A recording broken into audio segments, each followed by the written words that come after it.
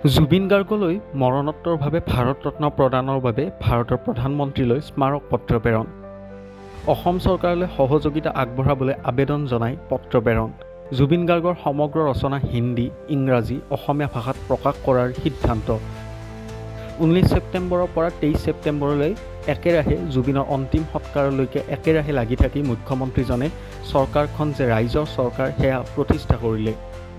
সাংবাদিকসকল, জয়তে আপোনাক সদৌতিকে প্ৰণাম জনাইছোঁ। আজি এটা বৰ গুৰুত্বপূৰ্ণ বিষয় লৈ পেলাই আপোনাসকলৰ সন্মুখীন হৈছোঁ। আমি মন কৰিছে বোধহয় যে জুবিন গাৰ্গ নামৰ যিটো সত্তা, এই সত্তাটো আমাৰ অসমৰ প্ৰতিগৰাকীয়ে জাতি, ধৰ্ম, বৰ্ণ নিৰ্বিশেষে সকলোৱে একমুখে এই শিল্পীগৰাকীৰ নিজৰ শ্ৰদ্ধা নিবেদন কৰি এটা আদৰ্শই দেখুৱালে যে অসম সকলো ক্ষেত্ৰতে জাতি, ধৰ্ম, বৰ্ণ সকলো বাহুৰি এই শিল্পীগৰাকীৰ প্ৰতি জনোৱা শ্ৰদ্ধা বিশ্বতে বিৰল। শিল্পীৰ প্ৰতি এনেধৰণৰ শ্ৰদ্ধা ক্ষেত্ৰত আমাৰ জনশিল্পী জুবিন গাৰ্গ বিশ্বৰ ভিতৰতে চতুৰ্থ স্থানত অৱস্থান গ্ৰহণ কৰিছে। আৰু এই শিল্পীজনাক ৰজাঘৰ আৰু প্ৰজাঘৰ দুয়ো এনেধৰণে সন্মান জনালে যে তাৰ কোনো তুলনা নাই। আপোনাসকলে মন কৰিছে বোধ কৰোঁ, যোৱা 19 ছেপ্টেম্বৰৰ পৰা 23 ছেপ্টেম্বৰলৈ এই কেইটা দিন অসম চৰকাৰে যিমানখিনি পাৰে জুবিন গাৰ্গৰ সন্মান জনাবলৈ তেখেতসকলে চেষ্টা কৰিলে। আনকি বিভিন্ন ভাৰতৰ কাকত পত্ৰইও এই কথা স্বীকাৰ কৰিছে যে স্বয়ং মুখ্যমন্ত্ৰীজনে দিল্লীলৈ গৈ শৱদেহ গ্ৰহণ কৰাৰ এনেকুৱা উদাহৰণ প্ৰায় বিৰল। গতিকে এনেজন মহতো মহিয়ান শিল্পীৰ মৃত্যুত কিছুমান ঋণাত্মক কথা আমাৰ চকুত পৰিছে। আৰু গতিকে এই গোটেই কথাটোৰ মীমাংসাৰ দায়িত্ব অৰ্পিত হৈছে অসম চৰকাৰৰ মুখ্যমন্ত্ৰীৰ ওপৰত। ৰাজনীতিৰ পঞ্চচক্ৰত হেনো ভগৱানো ভূত হয়। অসমৰ মুখ্যমন্ত্ৰীয়ে আমাৰ যি সাংস্কৃতিক আৰু মানৱীয় প্ৰমূল্যৰ আধাৰত এক অভিভাৱকৰ দায়িত্ব গ্ৰহণ কৰি ইতিমধ্যে দুই এজনক শাস্তি প্ৰদান কৰিছে। আৰু মুখ্যমন্ত্ৰীৰ এই ব্যৱস্থাত আমি সন্তুষ্টি প্ৰকাশ কৰিছোঁ। লগতে জুবিনৰ শত্ৰু, জুবিনৰ তোষামতকাৰীসকলক বিচাৰি উলিয়াই চৰকাৰে শাস্তি প্ৰদান কৰিলেহে আচলতে জুবিন গাৰ্গৰ মানৱতাবাদী যিটো দৰ্শন, সেই দৰ্শনে পূৰ্ণতা লাভ কৰিব বুলি অসম সাহিত্য সভাই অনুভৱ কৰে। আজি সংবাদমেলখন আপোনালোকক আহ্বান কৰা হৈছিল। মই ভাবোঁ আপোনালোকে আমাৰ পৰম শক্তি, আপোনালোকে আমাক সৰ্বতোপ্ৰকাৰে সহায় সহযোগ কৰিব। মাত্ৰ এঘণ্টাৰ জাননীৰ দিয়াৰ পিছতে, নিমন্ত্ৰণ কৰাৰ পিছতে আপোনালোকৰ হৃদয়ৰ অনুষ্ঠান অসম সাহিত্য সভালৈ আহি আমাক অনুগৃহীত কৰিলে। আমি আপোনাক সদৌতিকে অসম সাহিত্য সভাৰ হৈ প্ৰণাম নিবেদিছোঁ। ধন্যবাদ। নহয়, জন্ম বৃত্তান্তত থাকিবই, সেইটো পাতনিত থাকিব। তেওঁৰ জীৱনী অংশটো পাতনিত থাকিব। কিন্তু মূল কথা হ'ল তেওঁৰ গীতবিলাক, গীত কবিতা যি আছে আৰু সকলোখিনি ৰচনা আমাৰ তাত অন্তৰ্ভুক্ত কৰিম।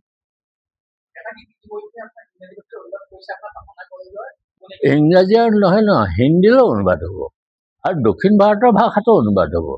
তাৰমানে সমস্যাটো আমাৰ এইটো, অসমত অনুবাদকৰ লৈ পেলাই অলপমান সমস্যা আছে। আপোনালোক সকলোৱে জানে যে অসমীয়াত ইমানখিনি উৎকৃষ্ট উপন্যাস ৰচনা হৈছে, ইমানখিনি উৎকৃষ্ট গল্পৰ ৰচনা হৈছে, আৰু ক'বলৈ বৰ আনন্দ পাম যে অসমৰ গল্প সাহিত্য ভাৰতৰ ভিতৰতে প্ৰথম স্থান অধিকাৰ কৰিবলৈ কিন্তু সক্ষম হৈছে। সেই গ্ৰন্থবোৰ অকল অসমীয়া ভাষাতে থাকিলে নহ'ব।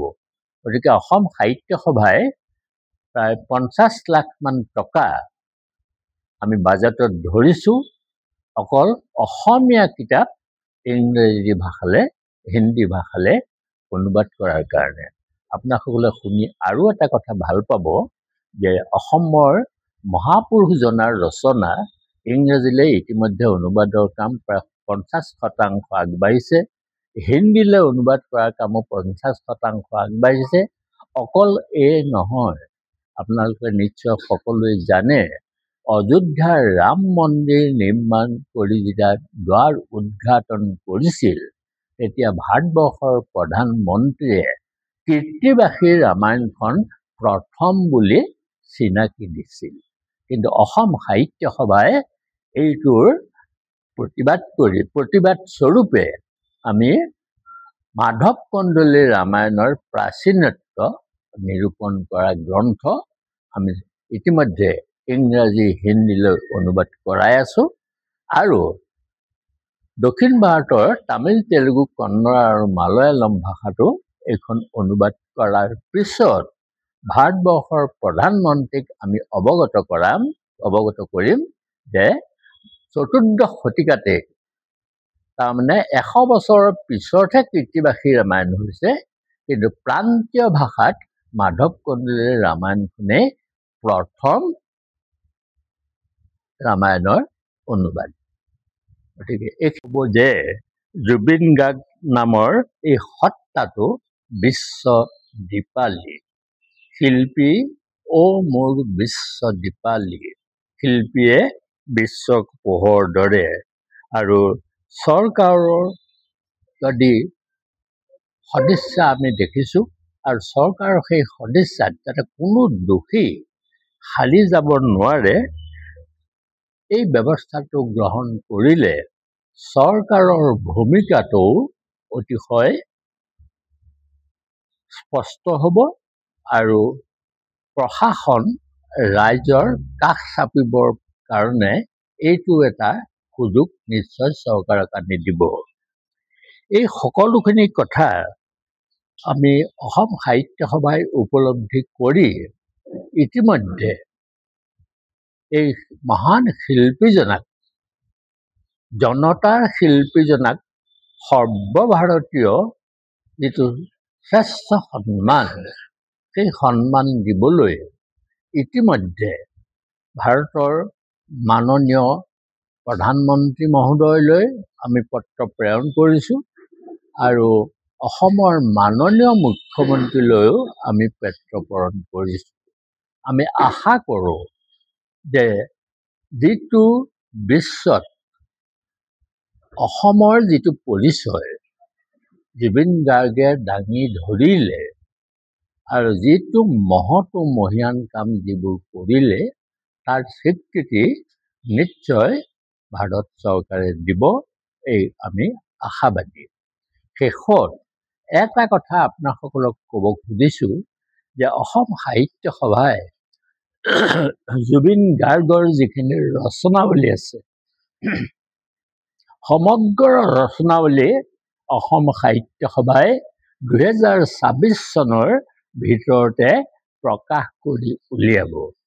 আৰু ইয়াৰ 3টা সংস্কৰণ হ'ব, এটা অসমীয়া সংস্কৰণ, এটা ইংৰাজী সংস্কৰণ আৰু এটা হিন্দী সংস্কৰণ।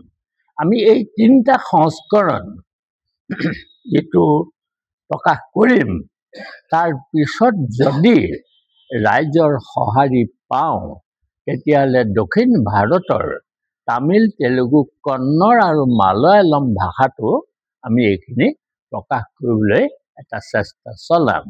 কাৰণ ইংৰাজী ভাষালৈ অনুবাদ হ'লে ই আমাৰ দক্ষিণ ভাৰতীয় দ্ৰাবিডিয়ান পৰিয়ালৰ যিখিনি ভাষা আছে এই ভাষাবিলাকত আমি তাক প্ৰকাশ কৰিব পাৰিম। আমাৰ এই প্ৰচেষ্টাত আপোনাসকল সকলোৰে পৰা সহায় সহযোগিতা বাঞ্ছা কৰিছোঁ। কামটো কিন্তু বৰ সহজ নহয়। গদ্য এটা অনুবাদ কৰিবলৈ যিমান সহজ, কবিতাক বা গীতক এটা ভাষাৰ পৰা আন এটা ভাষালৈ অনুবাদ কৰাটো অতিশয় জটিল কাম। কিন্তু আপোনাসকলে শুনি ভাল পাব যে অসমৰে এগৰাকী বৃদ্ধ সমাজৰ প্ৰতিভা ত্ৰিদীপ বৰুৱাই এই দায়িত্বটো নিজে কাণ পাতি লৈছে আৰু তিনিওটা খণ্ড আমাৰ 2026 প্ৰকাশ হ'ব আৰু 2026 মধ্যভাগত এইখিনি প্ৰকাশ হৈ যোৱাৰ পিছত আমি ইংৰাজী কিতাপবিলাক দক্ষিণ ভাৰতৰ লেখকক আমি দিম। তেখেতসকলে তামিল, তেলেগু আৰু কন্নড়, মালয়ালম এইকেইটা ভাষাত তেওঁলোকে অনুবাদ কৰিব। যোৰহাটৰ পৰা সুমিত কুমাৰ দাসৰ ৰিপৰ্ট।